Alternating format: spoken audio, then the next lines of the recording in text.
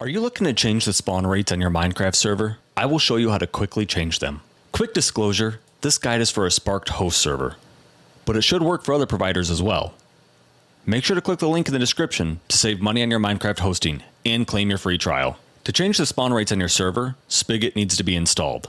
If you have Spigot, all you have to do is click your server on the Apollo panel. Once here, click the Files tab. You'll see a file named bucket.yml. Click it to open it. You'll then see some lines under the category Spawn Limits. These values show the numbers of mobs allowed in the world at once. Change them as you see fit. Once changed, click Save and restart the server, and your new spawn limits will be set. It's as easy as that. Let us know if this guide worked for you. If you're just getting started, make sure to check out our playlist on how to make a Minecraft server if you want a step-by-step, easy-to-follow guide. Link in the description. Still have some questions? Drop a comment below or open a ticket in our billing panel.